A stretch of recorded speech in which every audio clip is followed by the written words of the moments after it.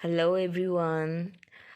So, this is the spread for the coming week, 7th to 13th March. So, मैं 3 cards pull करने वाली हूँ from the traditional tarot deck, and let's see what is there. Okay, lovely. Nice card.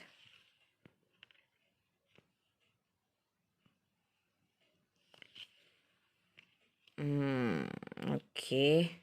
And from the other one, let's see what's there. Okay, see the world, we are the world, almost same cards. Okay, abundance.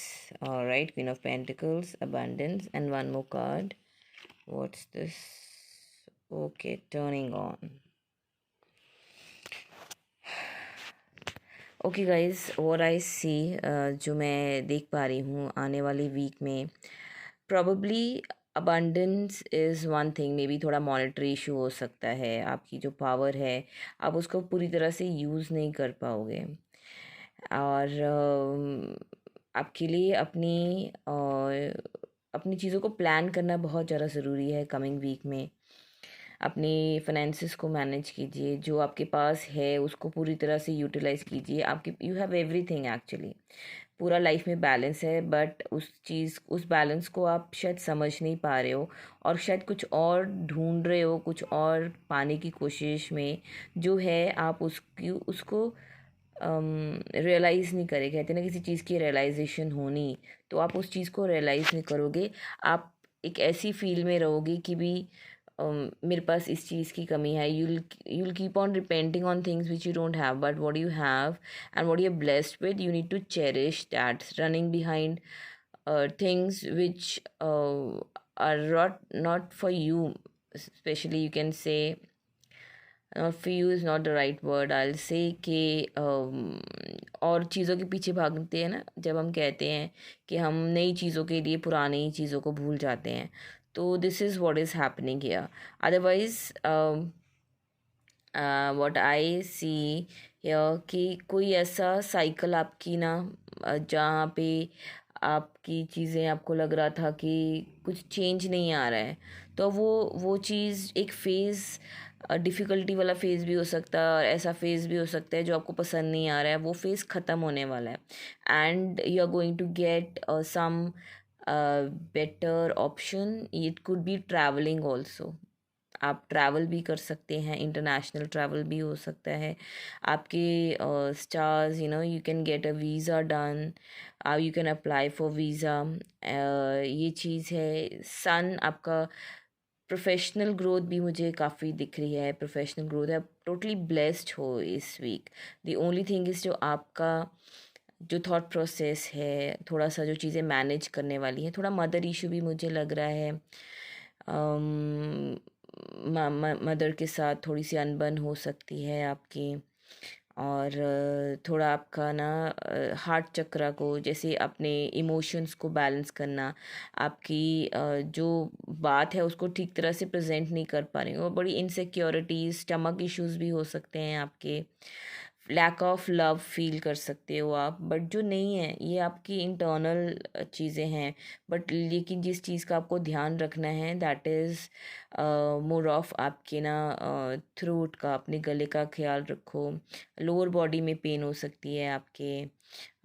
I feel that कि आपको stomach issues भी हो सकते हैं इस week. You need to check your diet, अपनी diet को अच्छे से देखें, योगा करें, yoga will really help you. Meditation, आप हमारे पास जब आप यूट्यूब पर जाते हैं आपको बहुत सारी मेडिटेशन मिलती है, चैंटिंग मेडिटेशन मिलती है, ये जिसमें आपके ना बीज मंत्र की चैंटिंग होती है। उस चैंटिंग को आप उस पार्ट पे फोकस करके चैंटिंग करते हो। जैसे थ्रोट चक्र है, तो अगर आपका थ्रोट चक्र में प्रॉब्लम है, थ्रोट से क्या होता है कि थ्रोट आपको एक बेटर, आपकी कम्युनिकेशन को बहुत स्ट्रॉन्ग करता है। तो यहाँ मुझे लग रहा है कि मे बी आप अपने आप को एक्सप्रेस नहीं कर पाओगे, या जो कहोगे लोग आपको मिसअंडरस्टैंड करेंगे, ये हो सकता है।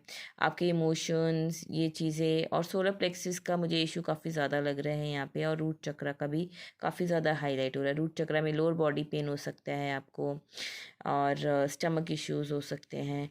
एंड मे बी जो ये साइकिल आपकी फिनिश होने वाली है, मे बी कुछ लोगों के लिए ये भी एक हो सकता है कि आपकी शादी की प्रॉब्लम चल रही हो, तो हो सकता है आपकी शादी की बात बन जाए, आपकी शादी की बात जहाँ आप चाह रहे हो वहाँ हो जाए। और यस, और आपको फोकस करना है। कोई कुछ भी कह रहा है, you will be least bothered about what people are saying. Okay, आप अपने आप में अपने आप की अंदर की पावर्स को पहचानो, and maybe this week you will start realising your potential. ये भी चीज़ें हैं जो आप अनलॉक करने वाले हैं। If I read both these cards together, the hierophant and turning in, is that कि आपका स्पिरिचुअल कनेक्शन भी हो सकता है कि आप थोड़े स्पिरिचुअल हो जाएं। स्पिरिचुअल कनेक्शन जो आपको बहुत आगे लेके जाएगा, क्योंकि एक लाइफ में स्पिरिचुअल कनेक्शन होना बहुत ज़्यादा ज़रूरी है। Spiritual connection is connecting with your higher self, with the universe, meditating, knowing yourself, balancing your chakras, and realizing your power. Everything is within us, सब कुछ हमारे अंदर ही है।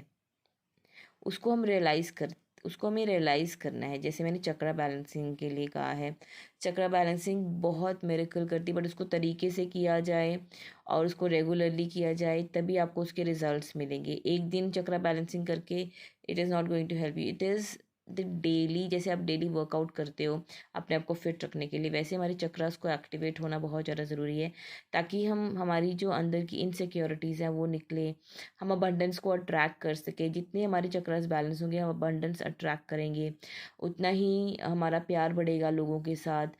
हम एक बैलेंस मेंटेन करके चल पाएंगे और एक अच्छी लाइफ जी पाएंगे, और हमारे पास ब्लेसिंग्स रहेंगी।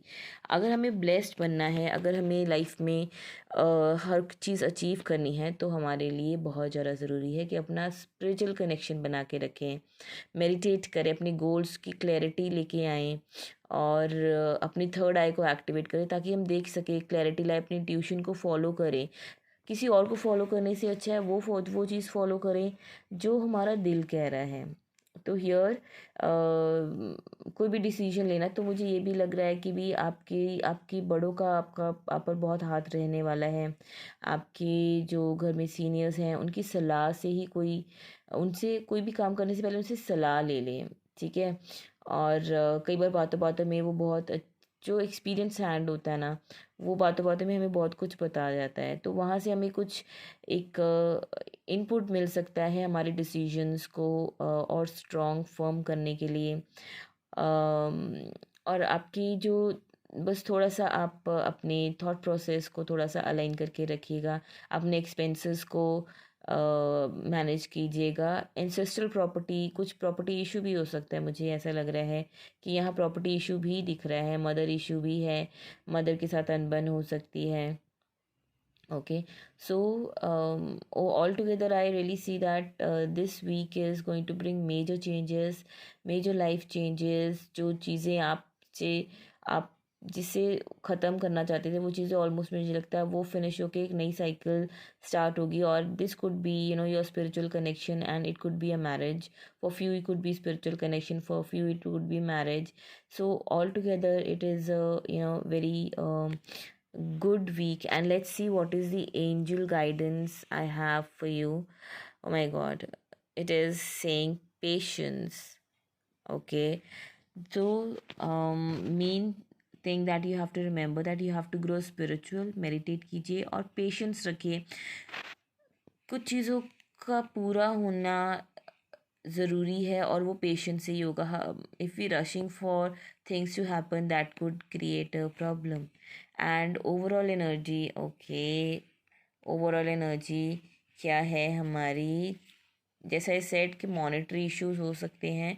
तो अगर मॉनेटरी इश्यूज हो रहे हैं, तो कुछ नए वेज भी खुल रहे हैं आपके मनी अर्न करने के।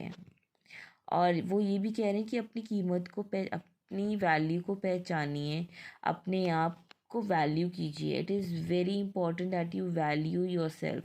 It is more of money abundance card, but overall energy अगर मैं सबके लिए देखूं, तो मैं यही I will say that this is you need to realize your value, okay? Have patience and start realizing your worth. People are just overlooking your talent, people are just overlooking you just because you're overdoing. So you need to have patience. Sometimes it is, silence is the, you know is the key to the success. Okay. और जितना आप, कई बार हम बोल के चीज़ें ख़राब कर देते हैं। अगर हमें पता है कि हमारी बात सही तरीके से नहीं समझी जा रही, तो wait for the right time to speak. Every time it is not that you have to speak and get things your way.